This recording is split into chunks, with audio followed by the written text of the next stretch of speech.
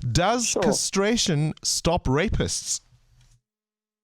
No, and it's based on a range of very flawed assumptions.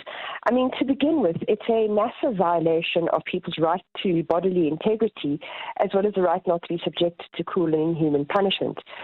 So if you were to argue successfully that it was a viable option of punishment in South Africa, you'd probably only be allowed to use it in exceptional cases where somebody is a repeat offender. You could never use it for somebody who's done it for the first time.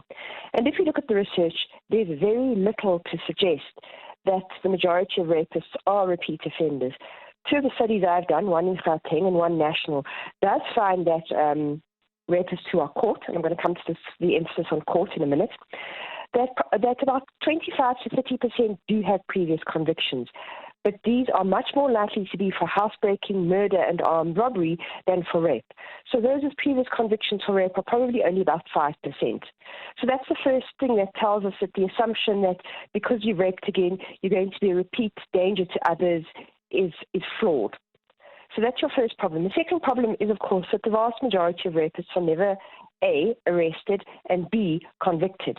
So you think you're doing something about the problem, but you're not. And that's a waste of resources. If we look at the reasons why, and here we're talking about reported rape, we're not even talking about rapes which are not reported.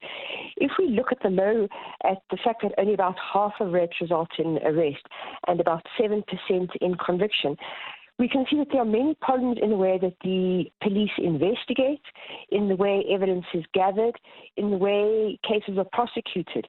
And we'd be doing far more to prevent rape, to invest in those particular problems within the criminal justice system than at the very end point where only that very small percentage ultimately gets convicted. And I mean, I must say, if you look at the annual reports for the National Prosecuting Authority, you will see that in the last financial year when they reported on the number of rapes that they'd set down for trial, in 2000 and 2021, they were putting down fewer rapes for trial than they were 10 years ago. Gosh. Quite frankly, exactly. So quite frankly, we'd be doing everyone a much bigger favor to be focusing on what's going wrong in the prosecuting authority than to be worrying about castration. I mean, there's a range of evidence that also suggests it's not effective. And for the simple reason that the problem is not an excess of hormones.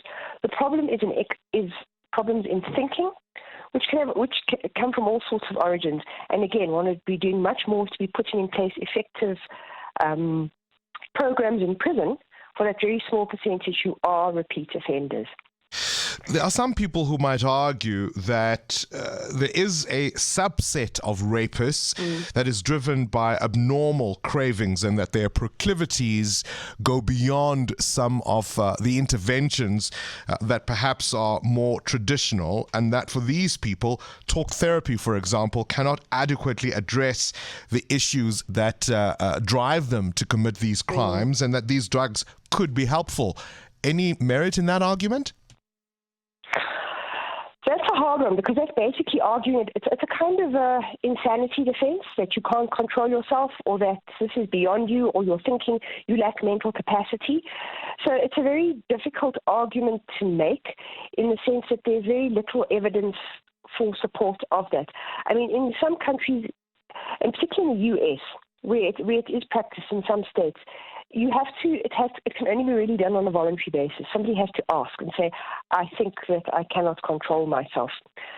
Again, I would really like to see research that shows that is convincing and that is accurate.